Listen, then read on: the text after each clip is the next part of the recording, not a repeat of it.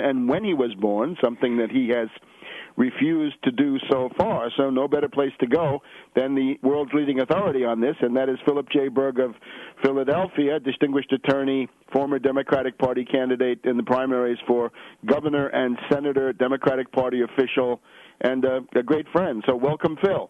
Thank you, Webster, and a happy holiday to you and all your listeners. I feel encouraged at this point, and I'm going to ask all your listeners to help us out. There's two ways of approaching this. One, the legal way, and we're still doing that with 3 cases pending in the federal court system. We haven't given up there, and we're hoping that the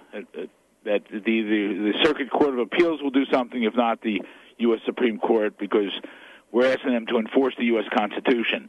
But we're picking up more and more support, and it's probably your listeners, so just to repeat it now, we need people to spread the word. I really think that if the courts are taking their time on this, we the people, and that's how the Constitution starts off, we the people can do something about this. We can force Obama out of office by forcing him to produce or, remove himself. So please send everyone to our website, obamacrimes.com, OBAMACRIMES.com.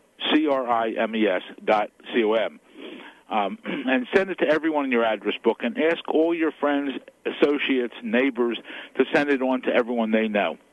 And we're going to start having more action on our website of what people can do. But we have to spread the word. We have to decide who to start phone calling to, who to start sending email letters to, and we're going to be putting that information up because I really think about it, when the American public really brings this to the attention of the president.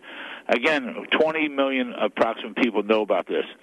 If we raise it to 75 to 100 million people, then I think we can do something. We can have a march in Washington just to produce birth certificates. We can ask perhaps all of the people that come to Washington make a copy of their birth certificate. And we can take these birth certificates and perhaps, put them in a big box and then deliver them to the White House or put them on the fence around the White House. We'll think what to do. But we have to do something here. And the best, I'm going to go back to that letter from 2 months ago when the woman from Texas thanked me, and she said I'm a patriot and et cetera, and I don't need compliments. This is now our 17th month doing this, but it is so important to remember what she said. She said, my nephew, 13-year-old nephew, I registered him for school, and at the end of the registration he said, Principal, can I ask you a question? The principal said, sure. And the 13-year-old said, how come I had to show my birth certificate to register for school, and Obama didn't have to show it to become president? And that says it all, ladies and gentlemen, and we have to really work together here. No one would spend over $1.6 million if he was a natural-born citizen. He's a liar, he's a phony, he's a fraud. This is the biggest hoax in our country. I don't mix words when I say about this. Remember Nixon and the Watergate. The Watergate break-in wasn't that great, but what forced Nixon out of office was what? Was the cover-up. Well, now we have a massive cover-up. This is the 11th month since Obama's been in office. So now we're dealing with a cover-up by a president and people around him. Our case is the most significant case I really think is the case pending in the Circuit Court of Appeals in Washington, D.C., the False Claims Act case. And the reason is that, for your listeners out there, the case I have in the Third Circuit Court of Appeals is the issue of standing. Well, on the issue of the False Claims Act case, that case, that type case, has already been up to the U.S. Supreme Court. And the Supreme Court has determined that anyone brings an act under the False Claims Act, and that person would be called a relator, R-E-L-A-T-O-R, which I am in that case. But that person has standing. So in that case, I have standing. We just have to have the court to look at it.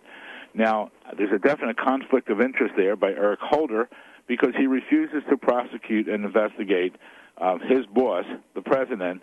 I hate to call him that, but the usurper, Barack Hussein Obama, whose real name, probably legal name, is Barry Soetoro, his adopted name in Indonesia. Because if he hasn't legally changed his name, that's what it is. Now, the False Claims Act, what I'm stating is I don't believe that Obama is natural born, therefore can't be president, but I don't even think he's naturalized. I think he's an illegal alien. And if he's an illegal alien, it means he could not serve as a United States Senator.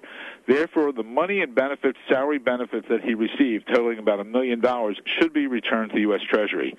That is, I think, the case that's going to break Obama. I think we're going to succeed on that. But more important, I would love it that if we can get the American public together on this issue. What greater issue at the time now, while you're sending around happy holidays, Happy Hanukkah, Merry Christmas, Kwanzaa, whatever holiday it is, Happy New Year. Also include a message there. Visit the website of ObamaCrimes.com and send it to everyone you know. We want to demand the proof that is he constitutionally eligible to be president. And I don't believe he is. And like I said that when I first filed my first lawsuit back August 21st, 2008, 17 months ago, I said, if I'm wrong, I'll step away and apologize. Now, $1.6 million later, I'm not wrong. You know, no one does that. Also, as Obama is, I don't like to give him the issues, but as he's declining in the polls, we're getting more and more people who are starting to see the light and say, you know, Berg, you're right. Obama Crimes is right. This guy's a phony. He's a fraud. You know, he's not. You got to give credit to that Republican, Arnold Schwarzenegger in California. People have talked to him about running for president, and what does he say? Amend the Constitution. What's Barack Obama say? Barack Obama basically saying, I don't care about the Constitution. I'm going to step all over that Constitution. I'm going to do what I want. It's time we, the people, stood up together and fought for what our forefathers did, what the 1.6 million men and women who have died fighting for that Constitution, the 1.6 million additional people who have been wounded fighting to defend the Constitution. We have to stand together here, and we, the people, will succeed. And it's such an honor to be on your show, Webster, and getting this message out. So at the holiday time, when you're sending your holiday greetings by email, which doesn't cost you anything more than your monthly cost, send out there to visit ObamaCrimes.com. Let's spread the word. Let's get people together. Let's force the issue. Let's force this guy out of office. Phil, I would like to propose also that you think about this Answer Coalition-sponsored demonstration in Washington in March, and the advisability of having a large, vocal, visible contingent of people who want to raise this birth certificate issue. In other words, if you have a clump of 50 or 100 people with the right kinds of signs and the right kinds of banners, you can put that issue on the map in terms of such a demonstration, which I think is going to be fairly large, right? We just had the December 12th demonstration. This was largely traditional peace leaders, right? You had Gravel, Kucinich, McKinney, Ralph Nader. The birth certificate issue was not raised, but I think now as that movement comes back to life and revives and regroups, there's certainly going to be a question, a legitimate question about the constitutional viability of Obama. And there may indeed be other events now in January, February, where this could be brought forward. So I would urge you to think not just the need to get the birth certificate issue into the sort of Tea Party side of things, where, of course, it ought to be very prominent, but also now into this revived anti-war movement and begin to broaden that to include a real approach to the Constitution. That sounds good. And listen, any place we will go, any place, any time. That's a great suggestion. I will go on any other radio show or any speaking engagement, any place to promote this issue, because there's nothing more important than this issue. We must enforce the U.S. Constitution. This is a disgrace. We're the laughing stock of the world. People around the world know he's a phony. They're just saying what they can get away with him while he's in there.